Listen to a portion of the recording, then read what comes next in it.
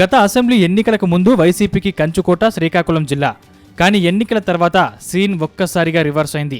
ఉత్తరాంధ్ర మొత్తాన్ని కూటమి పార్టీలు క్లీన్ స్వీప్ చేశాయి. అయితే కూటమి పార్టీలో ఈ స్థాయిలో గెలవడం వెనుక కింజారపు ఫ్యామిలీ కీలక పాత్ర పోషించిందనే చెప్పాలి. గత 4 దశాబ్దాలుగా సిక్కోలు రాజకీయాలను కింజారపు ఫ్యామిలీ శాసిస్తోంది. గత ఎన్నికల్లోనూ మంత్రి అచ్చెన్నాయుడు, ఆయన అన్న కొడుకు కేంద్ర మంత్రి రామ్మోహన్ నాయుడు కీలకంగా ఉన్నారు. ముఖ్యంగా శ్రీకాకుళం టౌన్లో మాజీ ఎమ్మెల్యే గుండా లక్ష్మీదేవిని కాదని తమ అనుచరుడు గొండు శంకర్కు ఎమ్మెల్యే టికెట్ ఇప్పించుకున్నారు. ఆయన్ను ఎమ్మెల్యేగా గెలిపించుకున్నారు. దాంతో సిక్కోలులో తమకు తిరుగులేదని నిరూపించారు. కానీ ఇప్పుడు ఈ ముగ్గురు నేతలకు పెద్ద సమస్య వచ్చి పడిందని నియోజకవర్గంలో జోరుగా ప్రచారం సాగుతోంది.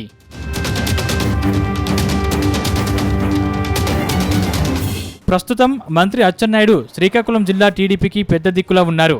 ఆయన 6 సార్లు ఎమ్మెల్యేగా గెలిచారు. 3వ మంత్రిగా పనిచేస్తున్నారు.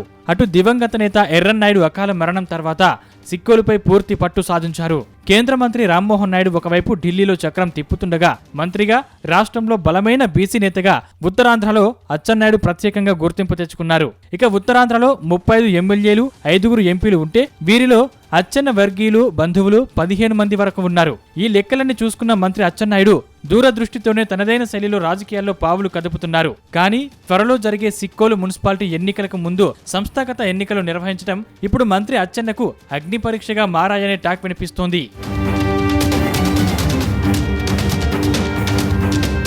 త్వరలోనే శ్రీకాకుళం నగర కార్పొరేషన్కు ఎన్నికలు రాబోతున్నాయి.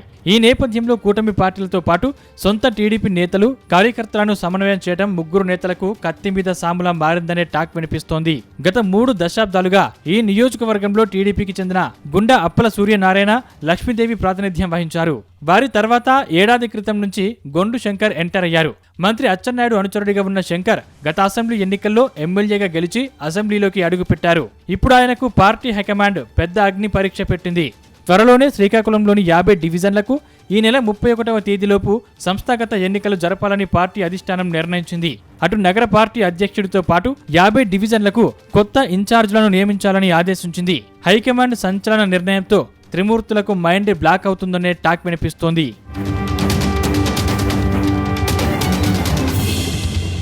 ప్రస్తుతం శ్రీకాకుళం టీడీపీలో 2 గ్రూపులు ఉన్నట్టు తెలుస్తోంది.